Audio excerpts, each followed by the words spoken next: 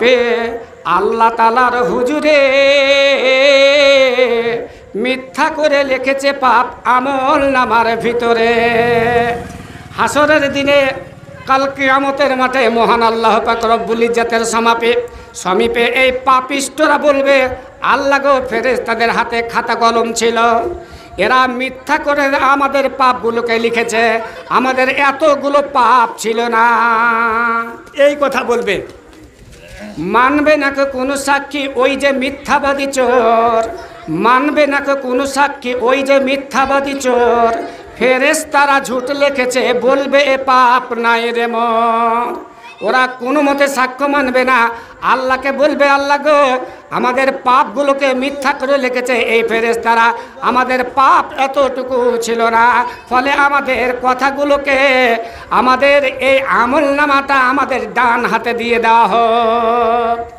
আল্লাহ ফেরেশতাদেরকে বলবে, দেখলা, এরা দুনিয়ার বুকে এইভাবে মিথ্যা কথা বলেছিল।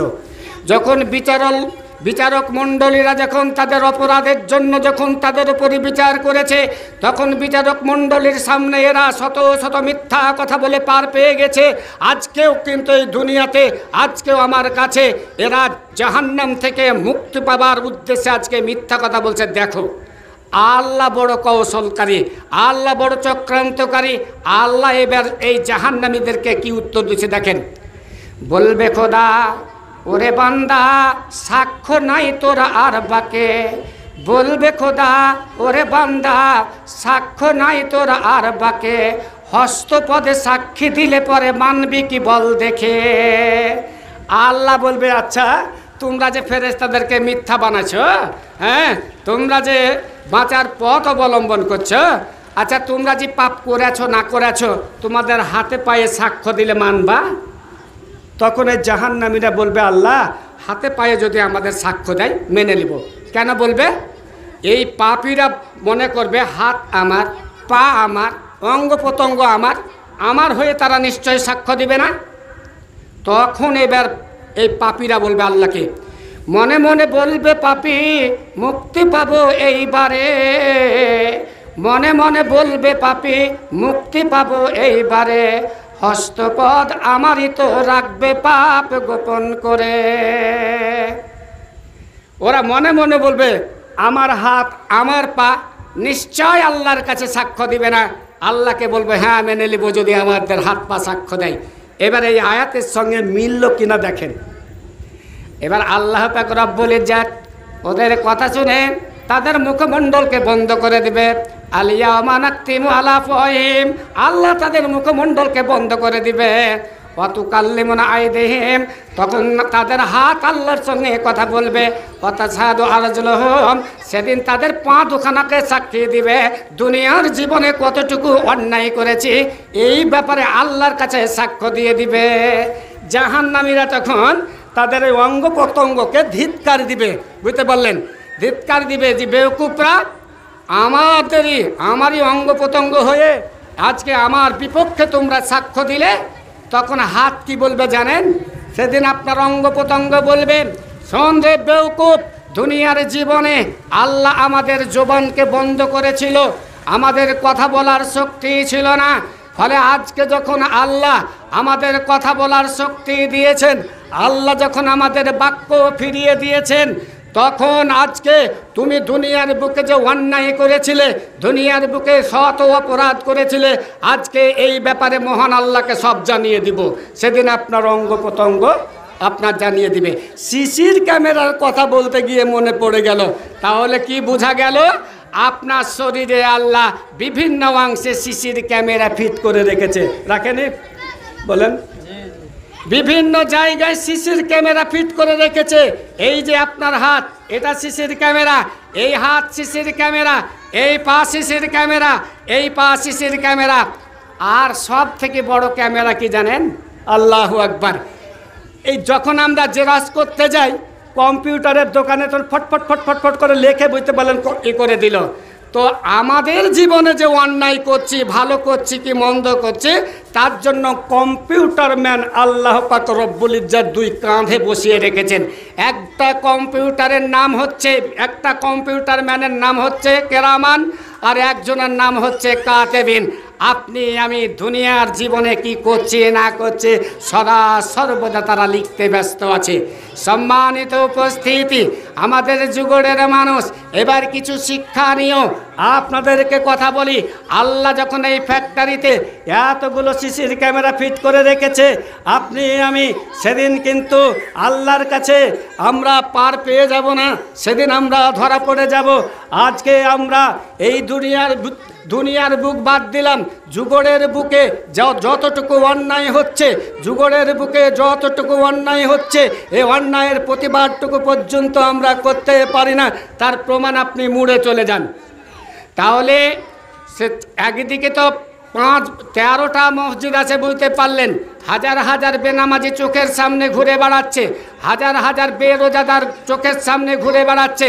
ঘুষখোর, সুদখোর, আপনার হিরোইনখোর, মদখোর, আপনার কোরেসখোর, ফেন্ডিসিলখোর, শত শত আমাদের যুগরে বিরাজ করছে।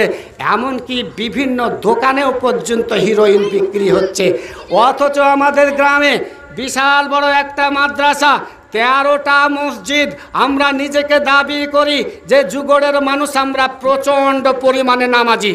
আপনি জেনে রেখে দিবেন, আপনি যতই বড় নামাজি হন না কেন, আমি যতই বড় হাজি হই না কেন, আমি যতই বড় পরেজগারিয়াত হই না কেন, আমি দিছি, আমি তাহাজ্জুদের নামাজ যতই পড়ি না কেন, আপনার চোখের সামনে যদি অন্যায় হয় আর অন্যায়ের যদি প্রতিবাদ না করেন, একজন জুয়া খেলে তার অ্যাকাউন্টে যত পাপ জমা হবে, একজন হিরোইন খেয়ে তার অ্যাকাউন্টে যত পাপ জমা হবে, একজন কোরেস ফেন্ডিসিল খেয়ে তার অ্যাকাউন্টে যত পাপ জমা হবে, একজন মদ্যপায়ী মদ খেয়ে তার অ্যাকাউন্টে যত পাপ জমা হবে, আমি যদি প্রতিবাদ না করি, আর যদি আমি শতবার মক্কা থেকে হজ করে আসি, যতই বড় আমি ইমাম হই না কেন, প্রতিবাদ না করার ফলে আপনার অ্যাকাউন্টে ডবল পাপ জমা হয়েই গিয়েছে। মুড়ে অবাধভাবে, অবাধ চারিদিকে আপনার আমরা সবাই দেখতে পাচ্ছি, বুঝতে পারলেন। আমার ভাই একজন, আপনার সন্তান, সবাই জানছি যে আমাদের ছেলেরা হিরোইন খাচ্ছে, হিরোইন খেয়ে রাস্তা দিয়ে যাচ্ছে, তা মনে হচ্ছে যে কুঁড়কা মুরগি, বুঝতে পারলেন, ঝিমাতে ঝিমাতে যাচ্ছে, বুঝতে পারলেন। অথচ আমাদের দেশে না হলে মোটামুটি 70 থেকে 80টা মৌলবি আমাদের গ্রামে আছে, কাউরের মাথা ব্যথা নেই।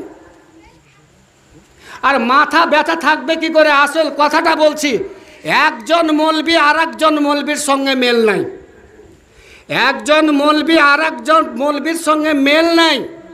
প্রত্যেকটা মৌলবির পেছুতে যেন হিংসার আগুনে জ্বলে পুড়ে মরে যাচ্ছে। অথচ আমাদের গ্রামে বড় বড় তাবড় আমরা আলেমে দিন আমরা বসবাস করছি, নিজেকে আমরা শাইখুল হাদিস বলে প্রমাণ করছি। কিন্তু সেই শাইখুল হাদিসের গ্রামে আজকে অবাধে আপনার পরকিয়া থেকে শুরু করে, মদ্যপান থেকে শুরু করে, হিরোইন থেকে আরম্ভ করে কোনোটাই যেন বাদ নেই। সম্মানিত উপস্থিতি, জেনে রেখে দিবেন, যে কথাটি বললাম, ওদের অ্যাকাউন্টে ওরা যা খেয়ে ওদের অ্যাকাউন্টে যত পাপ জমা হবে, প্রতিবাদ না করার ফলে আপনি যতই বড় নামাজি হন না কেন, আপনাকে জাহান্নামে যেতেই হবে, কোনো ব্যাপার নাই। ফলে কথাগুলো খুব মূল্যায়ন করবেন, কথাগুলো খুব মূল্যায়ন করবেন, কথাগুলো দিমাগের মধ্যে ভরে নেবেন। প্রত্যেকটা মাথায় আল্লাহ পাক রব্বুল ইজ্জত মেমোরি আমাদের ফিট করে রেখেছেন। এই মেমোরিতে আমাদের কথাগুলোকে এঁকে নেবেন। যদি না হয় তাহলে সারা ভারতবর্ষ থেকে শুরু করে চেচনিয়া, বসনিয়া থেকে আরম্ভ করে মুসলমানদের মাঝে কোথাও শান্তি নেই, কোথাও শান্তি নেই। সর্বত্রই মুসলিমদেরকে পাখির মতো গুলি করে মেরে দেওয়া হচ্ছে। এদিকে উত্তরে মায়ানমার থেকে শুরু করে, এদিকে আপনার চেচনিয়া, বসনিয়া থেকে আরম্ভ করে ত্রিপুর, মণিপুর থেকে শুরু করে সর্বত্রই মুসলমানরা মার খাচ্ছে। কেন মার খাচ্ছে? আমরা প্রকৃতিভাবে মুসলমান নই, আমরা আল্লাহতে যে পূর্ণ আমাদের ঈমান থাকা উচিত সেইটুকু নাই। আজকে যেন মনে হচ্ছে বেঈমানে পরিপূর্ণ হয়ে যাচ্ছে। তো যাই হোক, এই কথাগুলো বললাম কেন? যে প্রত্যেকটা মানুষের আমাদের সিসির ক্যামেরা ফিট করা আছে। আপনি যতটুকু আপনি ভালো কাজ করবেন সেটুকুই দেখতে পাবেন, যতটুকু অন্যায় কাজ করবেন মেমোরিতে সব সিসির ক্যামেরাতে সেগুলো লোড হচ্ছে, সেদিন আপনি আমি বাঁচতে পারবো না। তাই আপনাদের কাছে বিনীত অনুরোধ আর বিনীত নিবেদন যে আপনাদের সন্তানগুলোকে আপনারা একটু টাইট দেওয়ার চেষ্টা করবেন। আপনার ছেলে রাত 12টা পর্যন্ত কোথায় কোথায় যেন থাকে, তারপর বাড়ি ঢুকছে, আপনার কোথাও খোঁজ খবর নেই, কোথায় গেছিলি, কোথায় ছিলি, এ ধরনের কোনো আমাদের মন্তব্য নেই, বুঝতে পারলেন। ফলে আমাদের ছেলেগুলোকে আমরাই খারাপ বানাচ্ছি। ফলে এই ছেলেদেরকে খারাপ করার কারণ আমরা পিতামাতারা। ফলে সাবধান হয়ে যাবেন। উদ্দেশ্য এগুলো বলার নাই, উদ্দেশ্য হচ্ছে আপনাদের 6 নম্বর 6 নম্বর রোকেয়া মসজিদের এই নাইট জালসা। ফলে এই কথাগুলো বললাম, কথাগুলোকে আমল করার চেষ্টা করবেন। আপনার ভালো হবে, আমার ভালো হবে, নইলে একদিন বিপদ আমাদেরকে গ্রাস